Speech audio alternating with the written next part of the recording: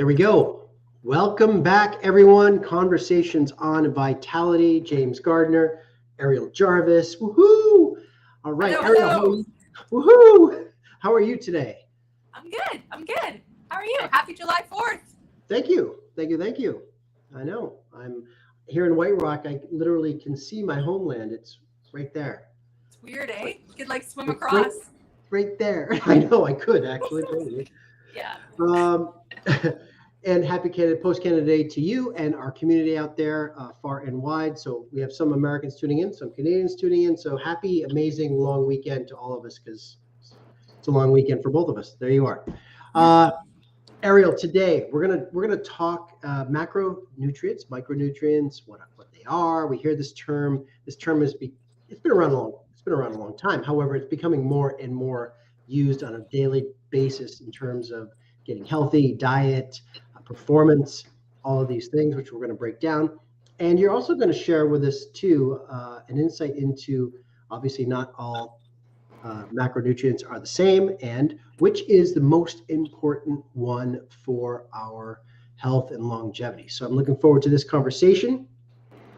All right. I'm going to start the question, Ariel. We hear it. Macronutrients, micronutrients. What are they? Yeah. Well, this is a great question. And I think it's really important to understand our food, right? We eat food to get energy. And food gives us a bioenergetic value.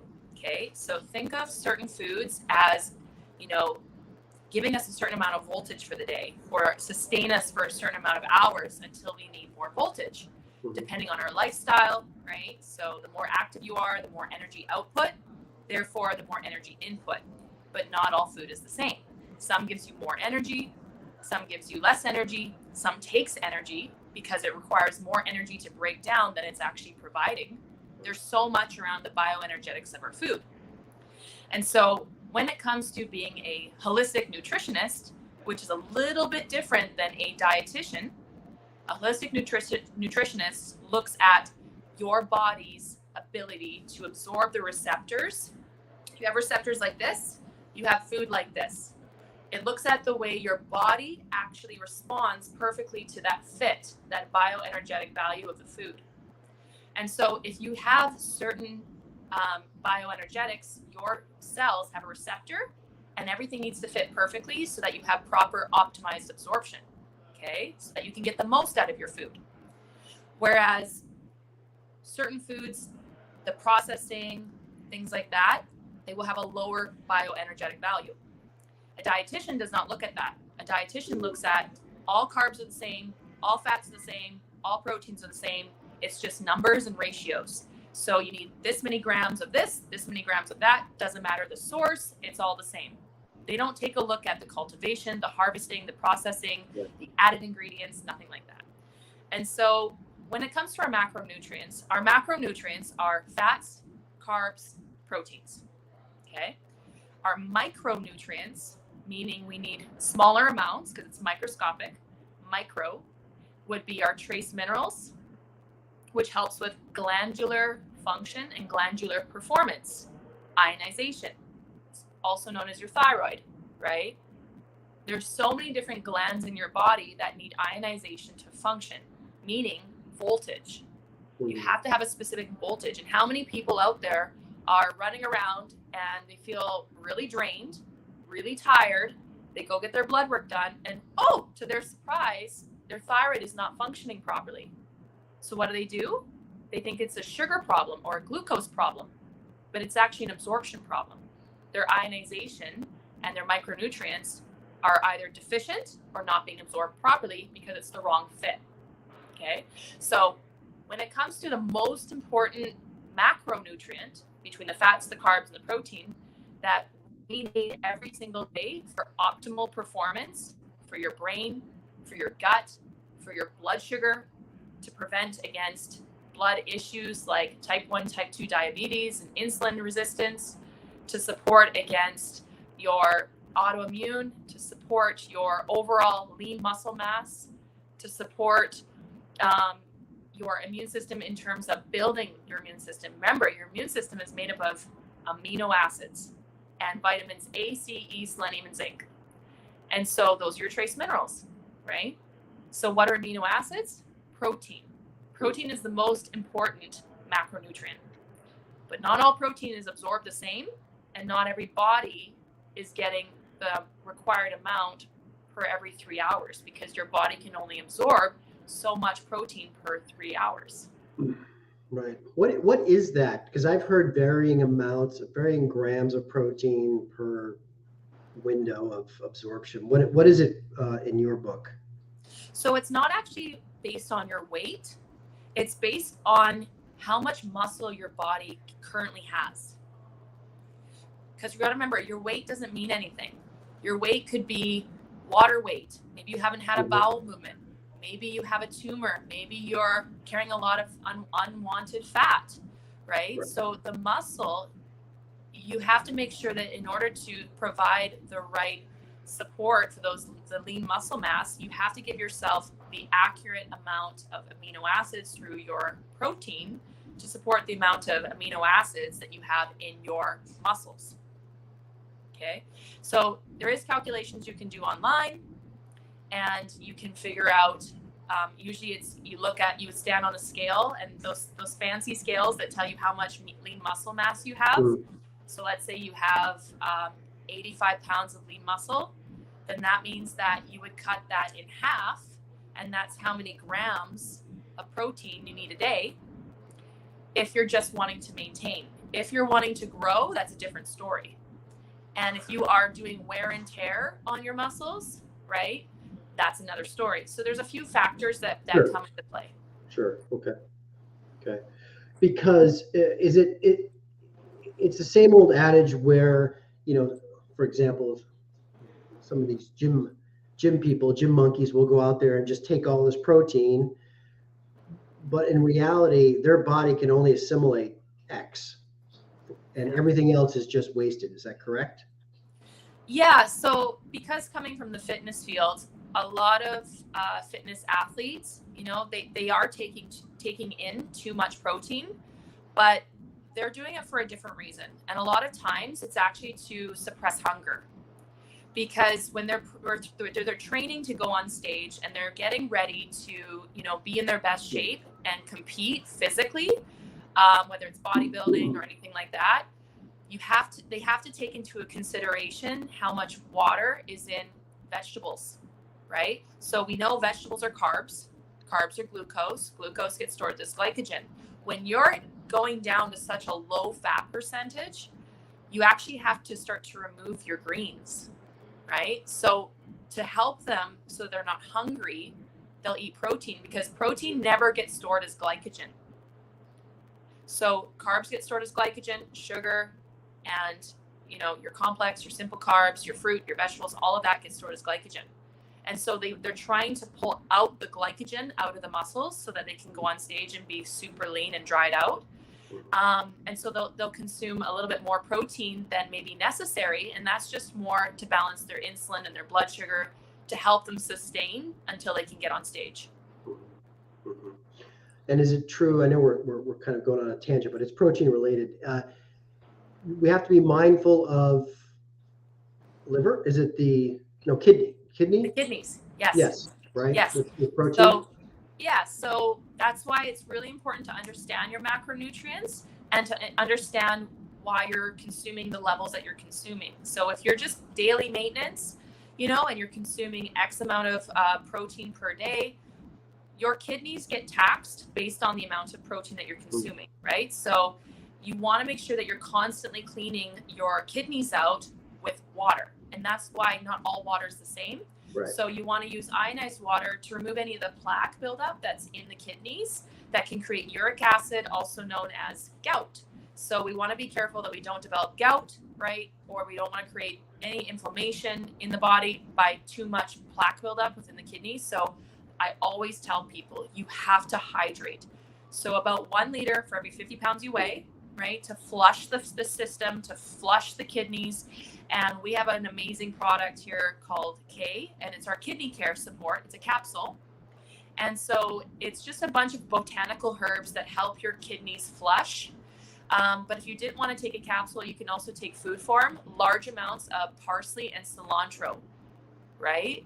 So those are so incredible for flushing your kidneys and to remove any of the plaque buildup that could be building up from just excess protein. And it will protect you long term if you are noticing that you have, issues in the family. Maybe there's been family members that have been on dialysis, or they have low kidney function, or maybe you've already had a kidney removed, or whatever that might be. But parsley and cilantro are going to be your friend.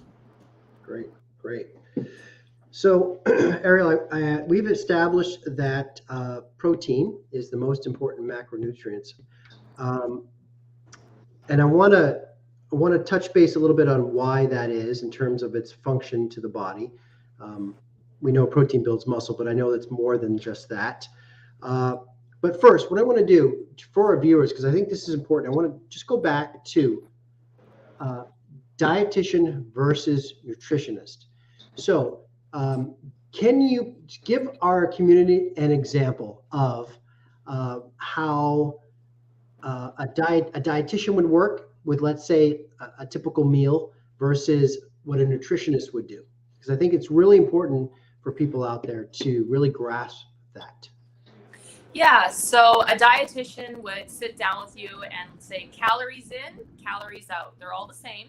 So they would sit down, they would do your BMI, they would sit down with you with your goals. And let's say you just want to figure out how many calories you need to consume a day to maintain where you're at. So then they would tell you, okay, you need to be eating this many calories. And they'll be like, well, does that mean that I can fit in my McDonald's run? They're like, yeah, as long as it fits in with your calories. Okay, does that mean that I can have my bag of chips and my ice cream and my cookies and my chocolate bars and all that? Yeah, as long as it fits within your calories. And that can be very dangerous because those foods have a poor energetic value.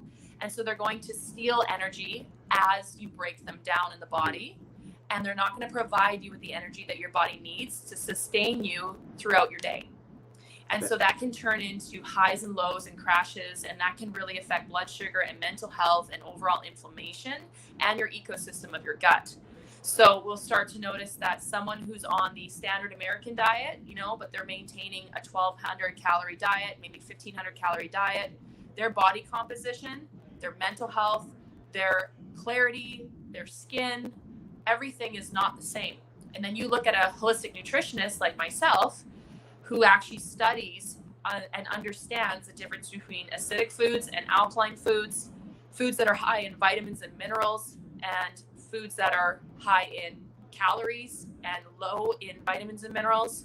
Because at the end of the day, it's not so much that you're trying to consume all these calories, you're trying to consume the macro and micronutrients in the food that provides you with the sustainability for mental clarity, for physical performance, for digestion, for elimination, all these sorts of things. And so that's where the difference is very important. Yeah, so it's basically on one hand, it's pulling up to a pump at a gas station. On one hand, you have the dietitian with just regular unleaded, fill you up, do your thing. And then you have a nutritionist who will always steer you towards making choices that are super, super fuel to maximize whatever it is you're doing, weight loss, performance, all of that. Yeah. Absolutely. Yeah. Great. Okay. So protein, getting back to the most important macronutrient, protein. Why? Yeah. Why protein? Great question. Why? First of all, our body is mostly protein, and our skeletal system is made of alkaline minerals. And then we have all of our muscle fibers and everything, all the connective tissues made out of protein. Your immune system is made out of protein. Your hormones are made out of amino acids, your neurotransmitters. So your body's like a computer system. Your entire central nervous system is run on these axons and dendrites and neurotransmitters and all that. But the way that those cells connect is in the form of amino acids and proteins. And so when we start to have low connection in the body, every time, as a practitioner, when I look at people's diet, I'm like, where's your protein? And people are so deficient in protein because it is such a hard macronutrient to get into your diet every single day. Unless you're in the kitchen cooking chicken every day, but if you're vegan or you're vegetarian, it can become very hard to find those macronutrients if you don't know what you're doing, right? Like I had one client and she was a vegan, and she, you think vegans and vegetarians are healthy, and I dissected her diet a little bit, and she was eating Oreo cookies. It says on the label, vegan. That must be healthy. Doesn't mean it's healthy. Her diet was high in processed sugar and processed flours, and she was very overweight, and she thought she was healthy, and she was very frustrated. And that's the thing. There's a lot of misinformation out there, and you can be a healthy vegan and a healthy vegetarian if you do things properly, if you know what you're doing in terms of your fats, your carbs, your proteins, and the sources they're coming from. If you don't, then I would always say seek some help if you want to go vegan or vegetarian. If you want to go carnivore, where you're, introducing some of your fruits and vegetables and your meats, quality is very important. We all know this, right? You don't want to just, be thriving on bacon. That's not the best quality. But when it comes to amino acids, with our lifestyle nowadays, not everybody has the ability to put the time and the love into preparation for their food. It's about convenience. And so a burger is convenient, but that doesn't mean the quality of the meat is going to be good for your body. So we need to get back to clean eating, and we need to get back to understanding our macro and micronutrients and where our deficiencies are, so that we can strengthen our weaknesses and we can be proactive with our health. And that's where I come in, right? Because then I can explain to you and customize it, because your lifestyle, you might be the type of person where you're using more brain power. So we need more things to feed the brain. Maybe you're doing more physical, like landscaping or something. Well, then you need more physical. But I encourage you to take a look at your current diet and just start introducing more protein and really cutting out the processed foods. And if you're not sure what a processed food is, anything that comes in a package, even if it's in the healthy aisle, if it comes in a package, then try to start eliminating those things. Go to the produce. Yeah. Can you, since we are a very convenient-based society, a lot of people go to, obviously, protein supplementation. I know we're almost at time, but can you touch on that real quick in terms of giving the community what to look for specifically, whey isolate, casein, all of this type of protein that's out there. What should someone look for? You want to look for an incubated protein. So protein requires enzymes so that it can be broken down and absorbed efficiently in the gut. So you're looking specifically for protease enzymes in the protein powder. You're looking for incubated protein. You're looking for all 20 essential amino acids so that you don't have to try to find the other essential amino acids throughout your daily living. It's nice to have the convenience of all 20 that you need every day in one serving. And you want to make sure that the protein powder is very low in carbohydrates and very low in sugars, right? Otherwise, you can tend to have more of a bulking effect. So if you're looking for a bulking effect because you're bulking, then don't even worry about that. But if you're looking to just have a clean protein, you want to take a look at either a whey isolate. And for those of you that are sensitive to dairy, if you incubate it, meaning you add boiling hot water, but remember, it has to be one that you can incubate. Not all whey protein powders you can incubate. So there's ones that are specific, and we can help you with that. Then when you break it down, you're actually able to break down the structure of the protein powder. So you're removing the casein and the lactose and any sort of dairy component that's going to create inflammation in the gut wall. And so a lot of people, when they incubate their protein powder, if they had a sensitivity to dairy, they no longer do, because you remove the sugars, you remove the lactose, the dairy, the casein, all that, and you just got the power of the protein powder. Not all protein powders are the same. There's good quality and bad quality.